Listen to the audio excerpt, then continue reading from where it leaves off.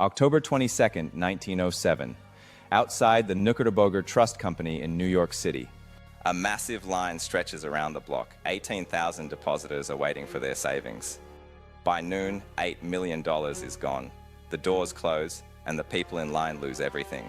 A line of people stretches around the block outside the Knickerbocker Trust Company. It is the third largest trust in New York. By early afternoon, Knickerbocker has paid out roughly $8 million across its counters. It takes about 3 hours. Then the money's on and the doors close, and the people standing that line simply do not get their money back. There is no deposit insurance. There is no Federal Reserve. There is no government agency with the authority or the balance sheet to intervene. In 1907, the United States, all theoretic and no earth has no central and no laminar of last resort. When the money runs out, it runs out over the following days. The panic spreads.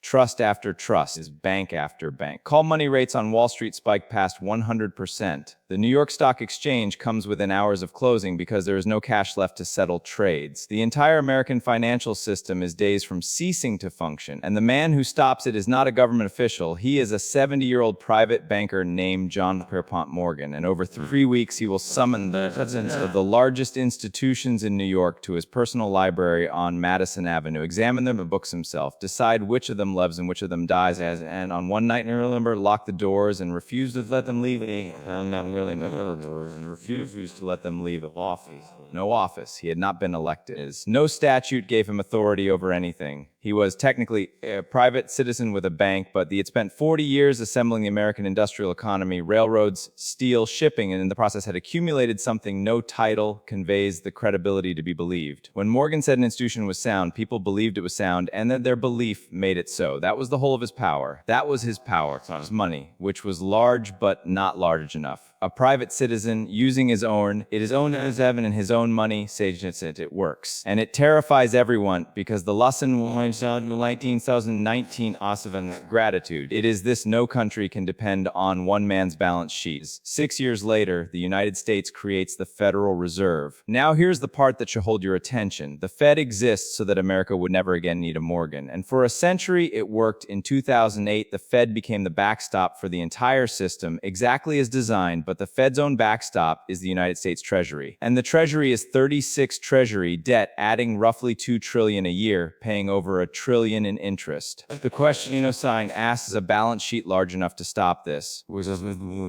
Though, why did the largest economy on earth have no central bank in 1907? Not by accident. By choice made. America had tried before. Is the first bank of the United States was chartered in 1791 and allowed to expire in 1811.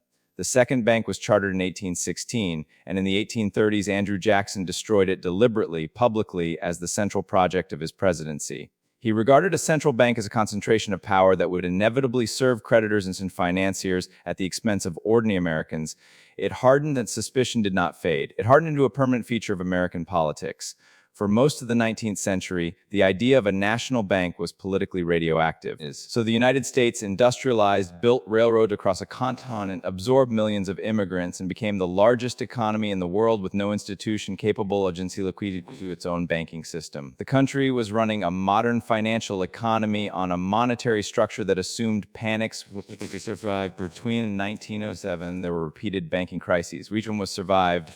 Go seized, drafted, and exploited. When 1909 arrived, and the belief ran out of Stein at the same time to the back of the days, because this is the one who was consulting, and the 16 was next this nodding said it, and copper economy that's to corner the stock of the United Copper Company. That is the whole trigger, not a war. Is not a harvest failure. Not a policy decision by any government. One speculator attempting a stock manipulation in a single mid-sized copper company. The scheme fails within a day. Heinz brothers lose enormous sums. Under ordinary circumstances, this would be a footnote. A man made a bad bet and was ruined, which happened constantly on Wall Street. But Otto's brother, Augustus Heinz, was president of the Mercantile National Bank. And once the failed depositors at Mercantile asked themselves an entirely reasonable question: if the banks is involved in this, well's he involved in? Where exactly exactly went to withdraw it, and here the mechanism begins, and it is the same mechanism every time in every century, is because those depositors were not being irrational, they were being early. In a system without deposit insurance, the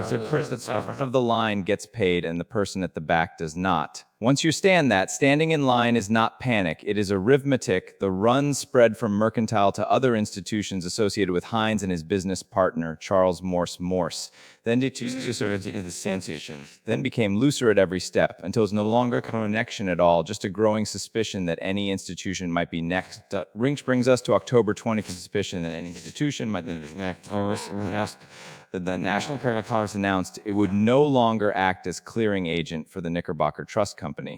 That is all. No accusation, no claim of fraud. A technical announcement about a clearing arrangement which in practice Knickerbocker could no longer settle its transactions through the normal machinery. The next morning the line went around the block. Pause here, because this is the part that transfers directly to the present. In March 2023, Silicon Valley Bank experienced roughly $42 billion in withdrawal requests in single tables.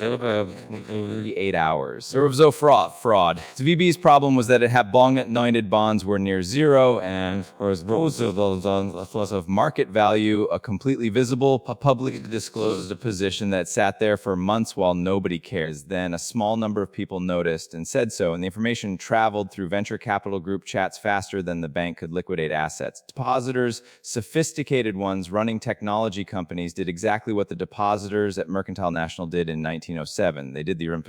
The person at the front of the line gets paid. In 1907, we walk up to a building and stand in a line, and the queue itself was the limiting factor.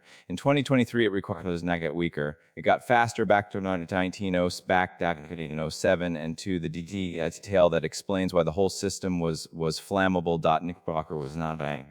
It was a trust company. Trust companies were a legal category that had grown enormously in the preceding decade. They were originally designed to manage estates and hold assets in trust, conservative, boring work. But they had gradually expanded into activities that looked a great deal like banking, taking deposits, making loans, underwriting securities, and they operated under different rules. National Bank holds, and cash holders were required to hold substantial reserves deposits. Trust company owners were called far less.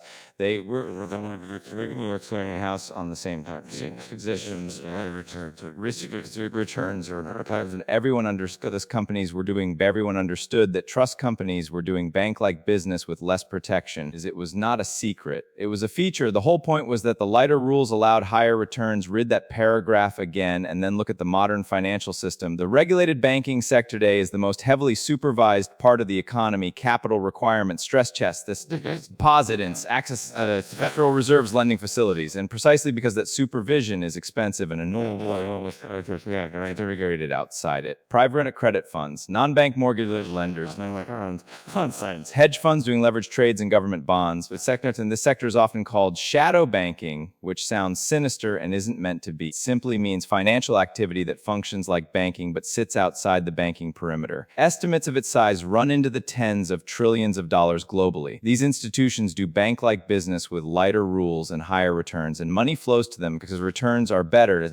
7 and 9 is the same sentence, and the structural feature that matters is the same one that killed the old Knickerbocker. They do not have automatic access to the lender of last resort. A regulated bank in trouble go to the Federal Reserve's discount window. A private end fund cannot. It has whatever cash it has and it can sell. And if it's asking the same if it has entered it. If everyone tries to sell liquid assets in the same week, there is no counter to carry money across. Regulators are aware of this. It is discussed constantly in financial stability reports. The honest position is that nobody knows precisely how this sector behaves in a genuine panic, because it has grown to its current size mostly during a period of low rates and no systemic stress. Nobody knew how trust companies would behave in a panic either. They were an innovation. They've been fine for a decade. The run Knickerbocker, Morgan had already been asked to help. His people had examined Knickerbocker's books, and Morgan declined. The judgment was that the institution could not be saved, and that saving it would waste his resources that would be needed elsewhere. Sit with what that means. Is a private individual accountable to no voters, or as could read a company's book over a matter of hours and decided that 18,000 depositors would lose their money. He may well have been right. That is what makes it uncomfortable rather than simple. October 3rd. The run reaches the Trust Company of America. Morgan examines these books too, and this time time reaches. His reported words were that this was the place to stop trouble. Money was assembled. Cash was physically carried into the Trust Company of America and paid out over the counters, slowly, deliberately, in full view of the queue. The point was not to satisfy the depositors. The point was to be seen satisfying them, to demonstrate to the person at the back of the line that the money would still be there when they reached the front, so that they would go home. That is the entire theory of a lender of last resort, discovered in real time by one man without a law authorizing it, October 24th. The New York Stock Exchange nearly closes. The president of the exchange came to Morgan and told him there was no money to settle trades. Brokers could not borrow at any price. Call rates had exploded. If the exchange closed, the message to the Kirking entirely, and some infinite finance had to stop working entirely. To his office. By most accounts, he raised roughly $25 million in a matter of minutes. The money was announced on the floor of the exchange, and the exchange stayed open. One man, one room. Minutes. The federal government was not entirely absent, and it is worth being accurate about this. Treasury Secretary George Cordeliu came to New York and deposited roughly $25 million of federal funds in national banks, giving them cash to lend. John D. Rockefeller pledged $10 million and made a point of announcing his confidence in American credit, but notice the shape of it. The Treasury could deposit money in banks. It could not say its institutions were solvent. It did compel anyone to participate. It did not compel anyone to participate in a rescue. It could not examine a trust company lease at midnight judgment. It had, and no mechanism. Morgan had the mechanism. And the mechanism was that everyone in New York finance would do what he said. The federal government of the United States was, in that month, a supporting actor in the rescue of its own economy. Now stop and notice what a modern central bank actually is. Everything Morgan did in those days institutionalized. The Federal Reserve's discount window is Morgan in carrying cash in the Trust Company of America. The emergency lending facilities of 2008 and 20 are Morgan raising $25 million in his office. The stress test is Morgan's people examining the books to decide who the Fed is. Morgan converted into an institution, given a statute, and that conversion institution was impressed, and that conversion was the entire point. Is because and all of this depended on a 70-year-old man's judgment, his personal credibility, and his willingness to act. He had no obligation to do any of it. If he had been ill that month or abroad or simply less interested, there is no obvious substitute. November 2nd, the library, the trust companies were still failing. The rescue so far had been improvised and the money was running out. Morgan convened the presidents of the New York trust companies at his personal library on Mann Avenue, a private residence full of manuscripts and art. The trust would collect $1 million with the weakest did not limb, roughly $25 million. They did not want to. Each of them had a rational reason to refuse. Why should a healthy institution pay to save a competitor be the standard account? Morgan locked the doors and put the key in his pocket. The president stayed in that room through the night, surrounded by medieval manuscripts and Renaissance paintings, while the financial system of the United States waited outside. Sometime in the early hours they signed. Whatever you think of the method, the logic was sound. Every one of those men was individually rational, suicidal to do so. If the weakest trust failed, it would reach the strongest ones next, and every man in that room would be finished within a week. The problem was that no one of them could act alone. Somebody had to lock the door. That is what a central bank is for. To be the entity that can lock the door, there was one more piece. A brokerage house called Moore & Schley was near collapse, holding a large block of Tennessee coal, iron, and railroad stock as collateral. If Moore & Schley failed and that stock was dumped, the damage would cascade further. The solution Morgan did was for U.S. Steel, he controlled, to buy Tennessee coal and iron. This would stabilize and save Moore & Schley. It would also give UFCO a dominant position in industry, and Theodore Roosevelt had spent his presidency prosecuting exactly this kind of consolidation. As Morgan's people went to Washington and put the question to Roosevelt in the middle of a financial crisis, with the answer needed before the markets open. Roosevelt approved it. Read that sequence honestly. The rescue of the American financial system was conditional on the president waiving antitrust enforcement in favor of the man conducting the rescue, and the man conducting the rescue happened to own the company that benefited. Morgan may have been entirely sincere. The acquisition may have been genuinely necessary. Both things be true, and the arrangement is still exactly what it looks like. The panic ended. The system held on November 14th. Charles Barney, the former president of the Knickerbocker Trust, The institution Morgan had declined to save shot himself. He had asked to see Morgan during the crisis. He was not received. That detail is not included here for drama. It is included because it is the clearest possible illustration of what an unaccountable backstop actually means. Morgan's decision to save the Trust Company of America and not the Knickerbocker financially correct appeal from it. There was no process, no criteria published in advance, no review. There was a man at the hedgement, and on one side of both blocks in a judgment, and ultimately that judgment. This is why the country built the faith. Not because Morgan would go to if he was done. If he was Washington actually included, and it is not what you might expect, as the country did not decide that Morgan had been a hero and should be thanked. It decided that a nation of 80 million people had just been rescued by the private judgment of one banker in a library, and that this was intolerable, not because Morgan acted badly, because he might not have acted at all, because he's 20 years old, because no republic can have its financial survival depend on whether one citizen happens to be available and willing. An Emergency Currency Act in 1908 allowing banks to issue currency in a crisis, a PATS, not a solution. A National Monetary Commission, which spent years studying how European countries handled this and concluded, essentially, that they had central banks and America did not. Then in 1910, a small group of senior bankers and then a senator traveled in secrecy to Jekyll Island off the coast of Georgia and spent days drafting the architecture of a central banking system. The secrecy was deliberate and it was political. If the public learned that Wall Street bankers were designing America's monetary system, the plan would have been dead on arrival. Jackson's ghost was still in the room. That secrecy has fed conspiracy history, and the honest thing to say is that the meeting was real, the secrecy was real, and the motive was mundane. They knew the politics and hid from it. What emerged then debated publicly for 3 years and substantially changed by Congress, and finally in December 1910, the Federal Reserve Act. The Federal Reserve is, in a real sense, a monument to the fear of needing another Morgan. Morgan died in March 1913. He did not live to see the institution built to replace him. And for 100 years, it worked exactly intended. 2008 is the proof. When the financial system seized, there was no library, no locked door, no one man's judgment. There was an institution with a statutory mandate and an unlimited balance sheet. The lend against collateral nobody else would backed much hate, open swap lines to foreign central banks, and absorbed the panic. Whatever you think of the bailouts and arguments, the arguments are serious invocations. The mechanism functioned. Nobody had to be locked in a room 23 as well. His SVB failed on a Friday, and by Sunday night the backstop was announced. Faster than Morgan, and no key in anyone's pocket, so the Fed worked. That is not in dispute, but follow the chain one link further, because this is where the story stops being historical. The Federal Reserve can create dollars, that is its power. But the Fed's credibility, the thing that makes this dollar worth accepting, rests on the staying in the United States government. The Fed's assets are overwhelmingly Treasury securities. The Fed dependence is lender acts a lender of last resort. The ultimate backstop behind it is the taxing power of the American state. Now look at that state's balance sheet.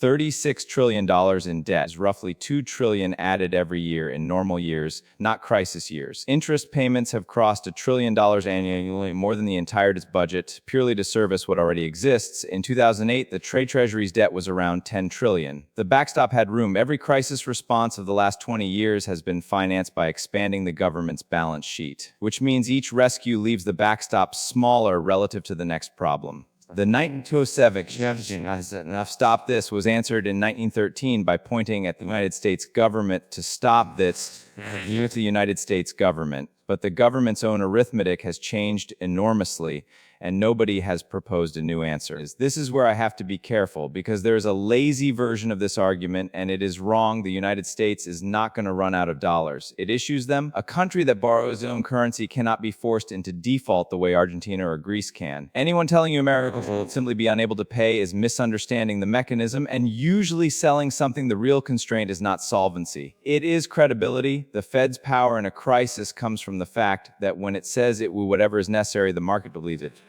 That belief is what's top of the same belief manufactured by carrying cash in the company of America in full view of the queue. He did not have enough money to every depositor in New York. He had enough to convince the person at the back of the line to go home. The entire system then and now runs on that, so the question is not whether American print. It is whether the promise still calms people when the numbers behind it have grown this large. That is not a question anyone can answer in advance. It is answered on one specific afternoon by whether the line goes home or gets longer. And there's a strong counter-argument which deserves to be heard properly. A century of evidence says the system works. The Fed handled 2020, handled 23. Dollar demand remains enormous. The depth of American capital markets has no rival. Every prediction of imminent dollar collapse for 50 years has been wrong, and the people making those predictions have generally been selling gold. There is also a reasonable case that comparing 1907 to now is a category error. The whole point of 1907 was that no institution existed. Today one does with tools Morgan could not have imagined. Pointing out that the Fed's backstop has a balance sheet is a bit like pointing out that a fire department has a budget. True, but not argument that it will fail. Those are serious points, and the honest positions that might be entirely right and hold the shank of the thing. In 1907, the backstop was how fragile that one. Everyone could see exactly how fragile that was, which is precisely why they replaced it. The replacement was an institution, and the institution stands on a government, and the government has $36 trillion of debt and a political system that has not demonstrated it can trajectory. The backstop got much bigger. It did not. It became to see Morgan's library had a door and a key and a man who could talk to everyone. A man in that room knew exactly what they were depending on, and it frightened the country enough to spend 6 years building something better. Today, nobody stands in that room. There is a mandate and a balance sheet and a promise that he'll hold of 7 when they found out what depending on up until 1907 when they found out what depending on a balance sheet actually means. Subscribe to keep following this, the mechanisms that decide who gets rescued, who does not, and what the rescue actually costs from 1907 to whatever comes next. In the comments are where the real argument belongs. In 1907, a private citizen decided which institutions lived and which died, and America found that so intolerable it built the Fed. So is the modern backstop genuinely stronger, or have we just moved the same dependency somewhere it is harder to look at? Make the strongest case you can, either direction. The clearest argument gets pinned.